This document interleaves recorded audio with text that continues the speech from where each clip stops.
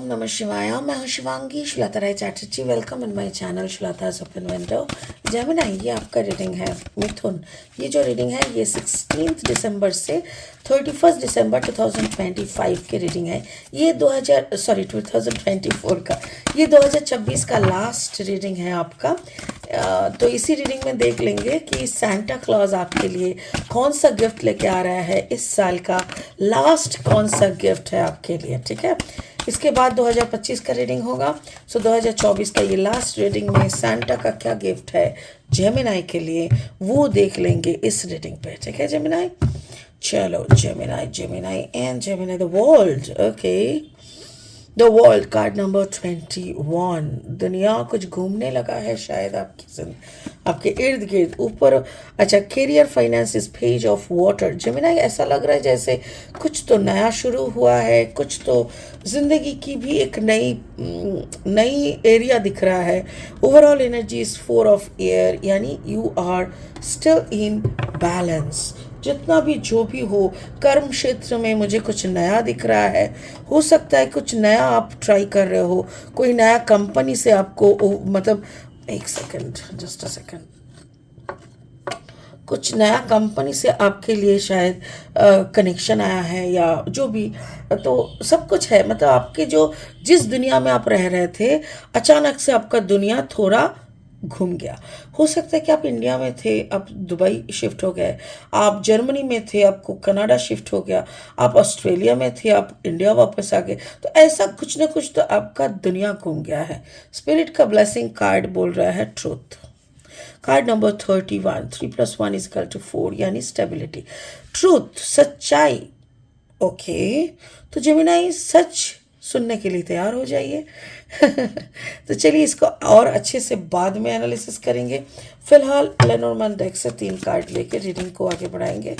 अगर आप नए हो मेरी चैनल पे और मुझे सुनते हुए आप एंजॉय कर रहे हो, तो प्लीज़ मेरी चैनल को ना सब्सक्राइब करके बेल आइकन को दबा देना। और हाँ, अगर कंटेंट अच्छा लगता है, यूज़फुल लगता है, तो इसको ज़्यादा से ज़्यादा शेयर करना, लाइक करना, ठीक है जेमिनी। चलो देख लेते हैं जेमिनी। Gemini grave. अच्छा, the first card is grave, the second card is weep and the third card is garden. Really good. Okay, और 3 कार्ड लेंगे जेमिनी रीडिंग को फाइनल स्टेज तक ले जाने के लिए। ओके, अगर आप मिथुन राशि के जातक है या तो फिर मिथुन लग्न के, ये ना सन मून राइजिंग, कहीं पे भी अगर आपका मिथुन यानी जेमिनी एनर्जी है, तो आपका एनर्जी के साथ इस रीडिंग का एनर्जी कहीं ना कहीं कुछ ना कुछ तो मैचिंग आपको ज़रूर मिलेगा, ठीक है जेमिनी। तो चलिए देख लेते हैं कैसा मैचिंग निकलता है। 7 of pentacles and then the page of sword again. This is this is page of water and this is page of sword. Emotion और दिमाग की बत्ती and the death rebirth, scorpionic energy. Okay Gemini, हो सकता है कि आपका combination हो जेमिनी एंड वाटर, यानी स्कॉर्पियो हो सकता है।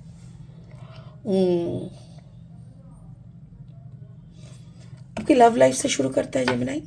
यहाँ पे है कार्ड नंबर 21, 2 + 1 = 3। दुनिया में, मतलब आपकी जो प्यार की दुनिया है ना, ये दुनिया में आपका कुछ तो हुआ था। लाइक होता है ना, एक रिश्ते आपको दुनिया की बहुत कुछ चीज़ें सिखा देता है। एडजस्ट करना, ससुराल की रिश्तों को निभाना, बहुत कुछ तो इतना कुछ सीखते सीखते ना एक हो जाता है ना कुछ चीज़ें, क्या लेके आगे बढ़ना है, क्या यहीं पे छोड़ देना है, ये सारा डिसीजन भी हम लोग कर सकते हैं। ऐसा एक हम लोगों का बन जाता है। तो मुझे भी वही लग रहा है कि आपका जो दुनिया है वही बदल गया है, और बहुत अच्छी तरीके से आपकी जो पिछली दुनिया है शायद आपने उसको दफना चुके हैं। तो दफना चुके क्यों मैं बता रही हूँ, क्योंकि कभी कभी पुरानी यादें, पुरानी सच्चाई को जब तक हम लोग दफना नहीं देते, तब तक हमारे लिए आगे बढ़ना, ज़िंदगी की सच मतलब ज़िंदगी के रास्ते कंटिन्यू करना मुश्किल हो जाता है। इसीलिए मुझे ऐसा लग रहा है कि दुनिया ने आपको सिखा दिया है कुछ रिश्तों को कैसे दफना देते हैं, कुछ इमोशन को कैसे दफना के प्रैक्टिकल सोच को लेके आगे बढ़ना होता है। और रिश्ते ने आपको ऐसा सिखाया, इसीलिए मुझे ऐसा लग रहा है कि अभी आपके पास पैसे की, संबंध की, आपको किसी ने बहुत अंडर एस्टिमेट किया था, मतलब आपके पार्टनर या आपके इन लॉज या कोई भी। तो आपकी जो छोटी सी मतलब हो सकता है कि आपको देख के जो अंडर एस्टिमेट करने का रीज़न है कि आपकी मैच्योरिटी, आपकी कम उम्र या जो भी है, एक इनएक्सपीरियंस पर्सन हो के, तो जो भी कारण से आपके ओपोनेंट ने आपको कम या ऐसा सोचा, आपने उनको पूरा दुनिया घुमा के दफना के आ गए, ऐसा मुझे लग रहा है। सो वो एक डायलॉग है ना चेन्नई एक्सप्रेस का, never underestimate the power of common man. Shahrukh Khan का डायलॉग, उफ गॉड। तो मुझे भी वही लग रहा है कि never underestimate the power of common man. तो मुझे भी वही लग रहा है, Gemini, never underestimate Gemini's power, ऐसा लग रहा है इन लव। ठीक है, आपका जो करियर फाइनेंस है वहाँ पे पेज ऑफ वाटर, तो ऐसा लग रहा है कि आपका एक नया शुरुआत हुआ है। कुछ ऐसी चीज़ें या ऐसा आपका सब्जेक्ट चेंज हो गया, या तो फिर आपका ट्रांसफ़र हो गया। अगर आपका ट्रांसफ़र हो गया, अगर नहीं तो आप शायद दूसरे कोई कॉन्टिनेंट में जाके रुक गए, या तो फिर ऐसा कुछ तो हुआ है कि आपका आप उस शहर को छोड़ के निकल गए और दूसरी कहीं पे जाके एक नई सिलसिले से आपने कुछ शुरू किया। बिकॉज पेज ऑफ सोड एंड पेज ऑफ वाटर, यानी इमोशन और लॉजिक दोनों ही बच्चा बुद्धि में है। बच्चा बुद्धि यानी बहुत कम वाला, यानी इमैच्योरिटी।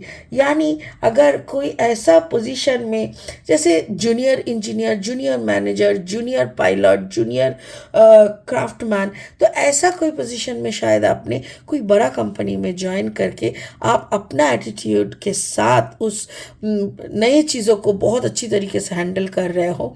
एंड मुझे ऐसा लग रहा है कि आप दूसरी कोई जगह पे ये शुरुआत किए हो, या तो दूसरा कोई कंपनी में ये शुरुआत किए हो। और ये जो शुरुआत है ये शायद बहुत पहले से आपको मालूम था और उसी के अकॉर्डिंग आप इसको करके चल रहे हो, एंड यू आर हैप्पी। दो आपका पोजीशन हो सकता है कि पहले पोजीशन से आपका पोजीशन अभी कम हो गया, छोटा हो गया, बट नो मैटर वॉट, ये कंपनी बहुत बड़ा है, या तो फिर इस कंपनी में जो भी पोजीशन है उसका पोटेंशियलिटी बहुत बड़ा है, इसीलिए आपने इसको बहुत अच्छे से एक्सेप्ट कर लिया है। ओवरऑल जो एनर्जी है वो है 4 of air. Finally logically practically आपका ज़िंदगी बहुत ही स्टेबल है। तो आपको इनिशियली हो सकता है कि जैसे घर छोड़ के दूसरे शहर या दूसरे कॉन्टिनेंट में जाने का एक डराव, होम सिकनेस रहता है, वो मुझे दिख रहा है।